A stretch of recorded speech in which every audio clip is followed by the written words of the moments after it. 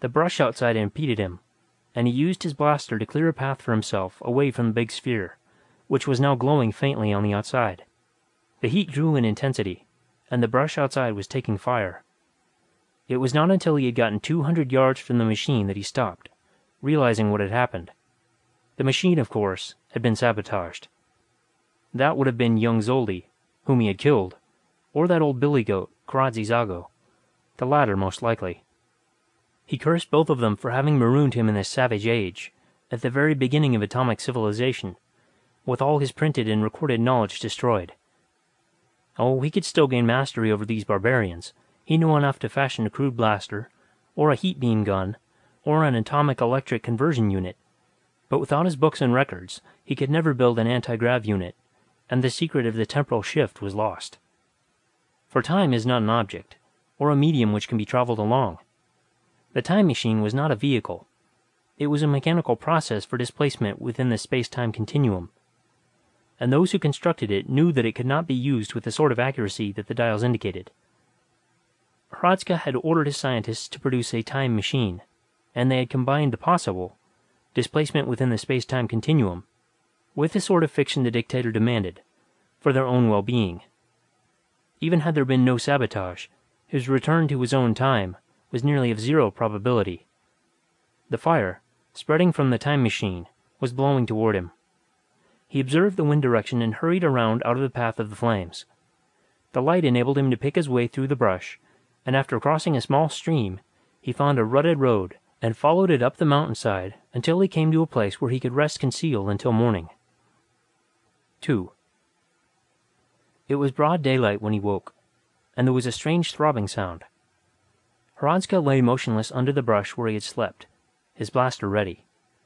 In a few minutes a vehicle came into sight, following the road down the mountainside. It was a large thing, four-wheeled, with a projection in front which probably housed the engine and a cab for the operator. The body of the vehicle was simply an open rectangular box. There were 2 men in the cab, and about 20 or 30 more crowded into the box body. These were dressed in faded and nondescript garments of blue and gray and brown. All were armed with crude weapons, axes, billhooks, long-handed instruments with serrated edges, and what looked like broad-bladed spears. The vehicle itself, which seemed to have been propelled by some sort of chemical explosion engine, was dingy and mud-splattered. The men in it were ragged and unshaven. Hradzka snorted in contempt. They were probably warriors of the local tribe, going to the fire in the belief that it had been started by raiding enemies. When they found the wreckage of the time machine, they would no doubt believe that it was the chariot of some god and drag it home to be venerated. A plan of action was taking shape in his mind.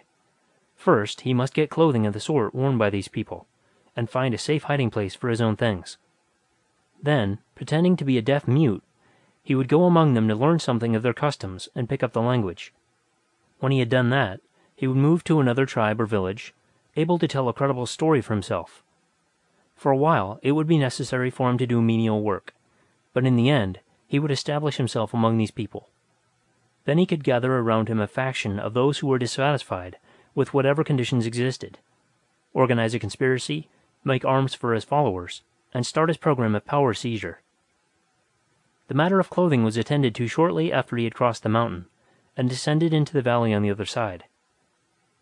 Hearing a clinking sound some distance from the road, as of metal striking stone, Hradzka stole cautiously through the woods until he came within sight of a man who was digging with a mattock, uprooting small bushes of a particular sort with rough gray bark and 3-pointed leaves. When he had dug one up, he would cut off the roots and then slice away the root bark with a knife, putting it into a sack. Hradzka's lip curled contemptuously. The fellow was gathering the stuff for medical use. He had heard of the use of roots and herbs for such purposes by the ancient savages. The blaster would be no use here. It was too powerful, and would destroy the clothing that the man was wearing. He unfastened a strap from his belt and attached it to his stone to form a hand loop, then inched forward behind the lone herb-gatherer. When he was close enough, he straightened and rushed forward, swinging his improvised weapon. The man heard him and turned. Too late.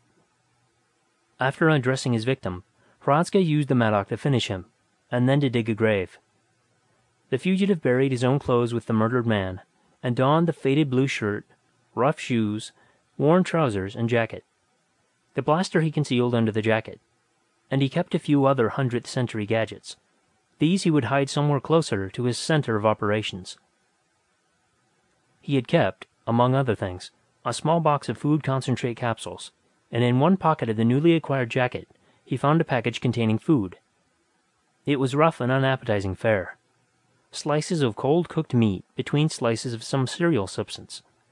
He ate these before filling in the grave, and put the paper wrappings in with the dead man. Then, his work finished, he threw the mattock into the brush and set out again, grimacing disgustedly and scratching himself. The clothing he had appropriated was verminous.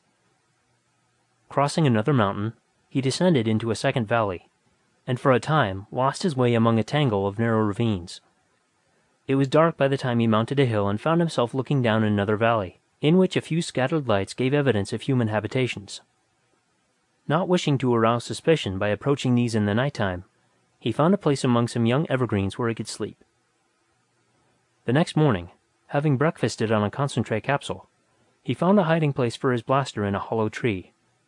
It was in a sufficiently prominent position so that he could easily find it again, and at the same time unlikely to be discovered by some native. Then he went down into the inhabited valley. He was surprised at the ease with which he established contact with the natives. The first dwelling which he approached, a cluster of farm buildings at the upper end of the valley, gave him shelter. There was a man, clad in the same sort of rough garment Hradzka had taken from the body of the herb gatherer, and a woman in a faded and shapeless dress. The man was thin and work-bent, the woman short and heavy. Both were past middle age. He made inarticulate sounds to attract their attention, then gestured to his mouth and ears to indicate his assumed affliction. He rubbed his stomach to portray hunger. Looking about, he saw an axe sticking in a chopping block, and a pile of wood near it, probably the fuel used by these people. He took the axe, split up some of the wood, then repeated the hunger signs. The man and the woman both nodded, laughing. He was shown a pile of tree limbs, and the man picked up a short billet of wood and used it like a measuring rule, to indicate that all the wood was to be cut to that length. Hradzka fell to work, and by mid-morning he had all the wood cut. He had seen a circular stone, mounted on a trestle with a metal axle through it, and judged it to be some sort of grinding wheel, since it was fitted with a foot pedal, and a rusty metal can was set above it to spill water onto the grinding edge.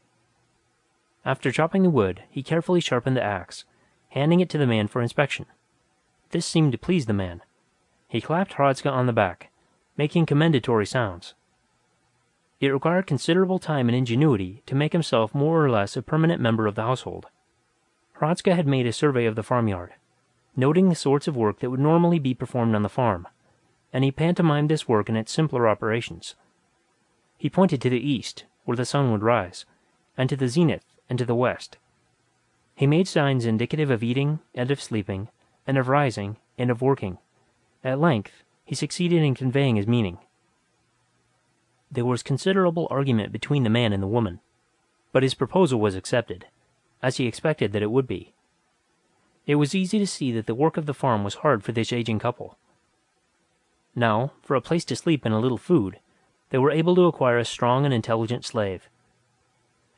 It was not long before he picked up a few words which he had heard his employers using, and related them to the things or acts spoken of. And he began to notice that these people, in spite of the crudities of their own life, enjoyed some of the advantages of a fairly complex civilization. Their implements were not handcraft products, but showed machine workmanship. There were two objects hanging on hooks on the kitchen wall, which he was sure were weapons. Both had wooden shoulder stocks and wooden forepieces.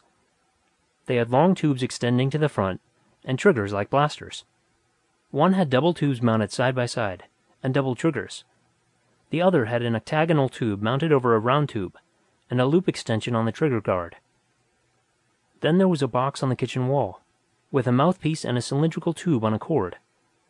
Sometimes a bell would ring out of the box, and the woman would go to this instrument, take down the tube and hold it to her ear, and talk into the mouthpiece.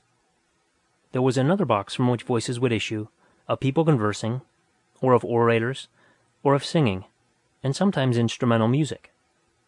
None of these objects were made by savages. These people probably traded